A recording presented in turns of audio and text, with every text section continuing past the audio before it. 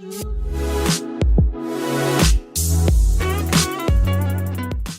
than you might realize, right? Spend all day getting ready, like, oh my God, I'm gonna see my friends, we're gonna do this, we're gonna do that, it's gonna be awesome. And then, like, as you get closer to the time that you're supposed to meet, you start thinking, oh my God, like, I don't want to go. I don't want to go anymore. How do I cancel? Who do I call? What's my excuse? What do I do? Okay? What's happening there? Panic.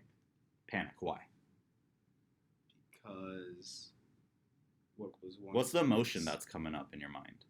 Fear. It's fear. Okay? Notice this. Is fear prevalent in our lives? To a certain extent. To a certain extent. It's up to us to interpret it in the right ways. Okay? So very often, what ends up happening is we hear that something's tough. We hear something's hard. Okay? And it creates fear within us. What if I fail? What if I don't pass? What if I waste my time? What if I waste my energy? Right? And then it creates this pathway of saying, well, let's just not do it instead. Yeah. So that's what I'm hearing is, do you believe that while you're going through your 4 years of college, you're never going to have an instance of thinking, oh, I might want to change my major. It looks hard. You think that's never going to happen to you? That's probably going to happen. It's definitely going to happen to you. Okay? So what you got to do is you got to realize, where is it that you're noticing that is simply fear, and the way to get through that fear is simply effort, is time spent. Yeah. So you're saying, oh my God, I've got all these requirements for this major that I need to do. Maybe I should switch to an easier one.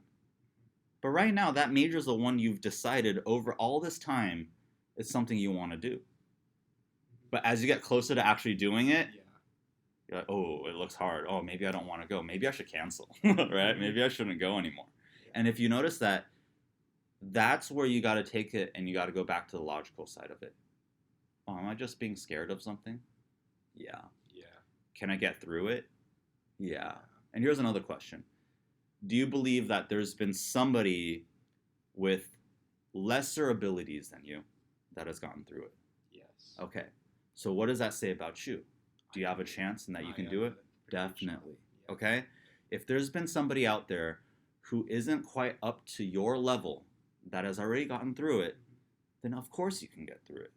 But what you got to do is that person has recognized the fear and realized it's worth it to get through that fear, right? And so that comes back down to, how I always taught you of the motivational, right?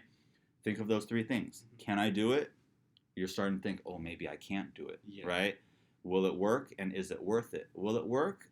You have the process. You have all the capabilities and all the skills possible that you need. It's just a matter of effort, and if you don't get it the first time, try it again. Yeah. Right?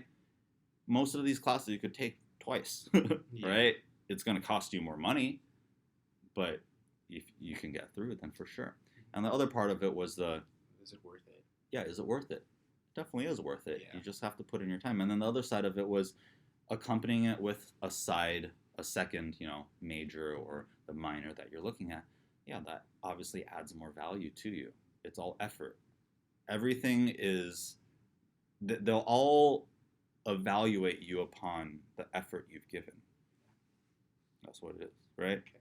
Like if you see, there's friends and students that I know where they're taking the maximum amount of credits that their school can give them, they're interning on the side, and they're working a job. Is it okay that their grades are like B's and C's? Yeah, they only have so much time in the day.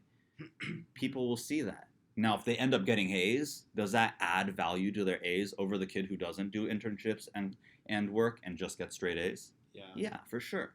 So notice that it's not that there's excuses. There's always explanations as to why things are the way they are. Yeah.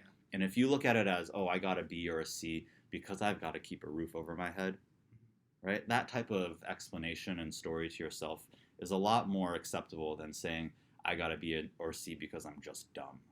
I don't know how to do this stuff. I can't do it. Okay?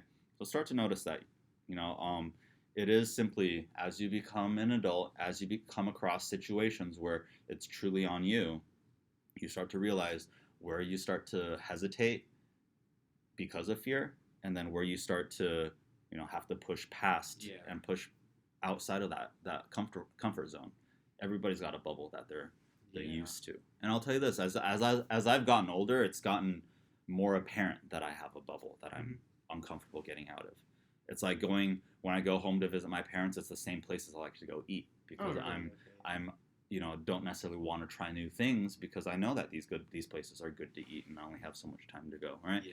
So notice where things are. Like, if I were to go to a different state that I haven't been to before, yeah, there's going to be little bits of fear. But also think of it this way: is it fear or is it excitement? Yeah. And if you tell yourself it's excitement, you know what? Music has a lot of requirements. Mm-hmm. You should be excited about all the new things you're going to learn about music. Yeah. Instead of, oh my God, these are hard classes, right? If Mozart and these different classical composers are, a burden for you to learn versus an exciting new approach and an exciting history of music, there's two completely different ways that you can explain it to yourself, right? Yeah. You wake up dreading to go to that class, or wake up saying, oh my God, I got to get there so I can sit as close to the front as possible so I get all the information, right? That makes sense? Yeah. Right? Okay, cool.